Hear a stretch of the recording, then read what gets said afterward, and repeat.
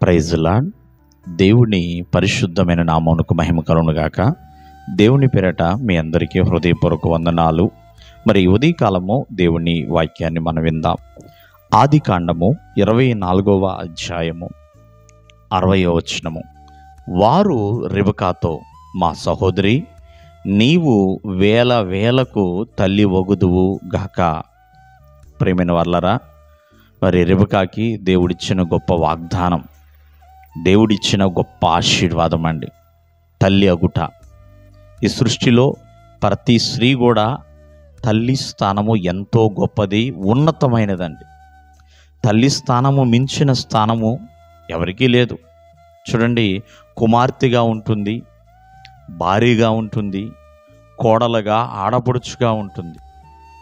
అటువలే వీటన్నిటికంటే గొప్ప స్థానము తల్లి స్థానం. తల్లి ప్రేమ, తల్లి ఆదరణ, తల్లి ఆప్యాయత, తల్లి ఉపదేశము, ఇవన్నీ కూడా ఎంతో ఎంతో మిక్కిలి విలువైనవండి. తల్లి ప్రేమ ఎంతో గొప్పది, తల్లి ఉపదేశము కూడా ఎంతో ఉన్నతమైనదండి. అందుకని బైబిల్ గ్రంథం సెలవిస్తుంది, నీ తల్లి ముదిమి దినమున విడిచిపెట్టొద్దు అని దేవుని యొక్క వాక్యం సెలవిస్తుందండి.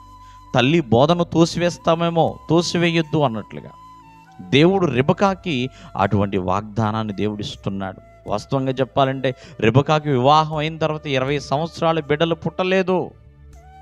మరి అటువంటి స్త్రీకి దేవుడిస్తున్న వాగ్దానం వేల వేలకు తల్లి వగుదువు కాక అని. అంటే రిబకా వర్ధిల్లింది, ఆత్మీయతలో ఫలించింది, శారీరకంగా ఫలించిందండి. మరి ఎంతోమంది ఎదుట ఒక మాదిరికరమైన తల్లిగా ఉన్నదండి. అంటే వర్ధిల్లిందండి.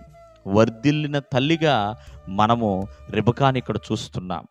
ఒక తల్లిగా చేయుట దేవుడిచ్చిన గొప్ప భాగ్యం. ఎందుకంటే గర్భఫలము యెహోవా ఇచ్చు బహుమానం అన్నాడు. తల్లి స్థానము సామాన్యమైనది కాదండి, ఎంతో ప్రత్యేకమైనది. అందుకని సంఘమును కూడా దేవుడు తల్లి సంఘము అంటూ ఉంటాడు. తల్లితో పోలుస్తున్నాడండి. ఒకని తల్లి వానిని ఆదరించినట్లుగా నేను మిమ్మల్ని ఆదరిస్తున్నానని. అంటే తల్లి ఆదరించేది, తల్లి ప్రేమించేది, తల్లి ఎంతగానో ప్రతి ఒక్కరిని కూడా బలపరుస్తుందండి. తన కుటుంబాన్ని ఎంతో జాగ్రత్తగా కాపాడుకుంటూ ఉంటుంది. తన బిడ్డల కోసం తన తల్లి ప్రార్థిస్తూ ఉంటుంది. కావున తల్లి యొక్క పాత్ర ఎంతో ఎంతో విలువైనది. తల్లి అంటే విలువైనది అని అర్థమండి.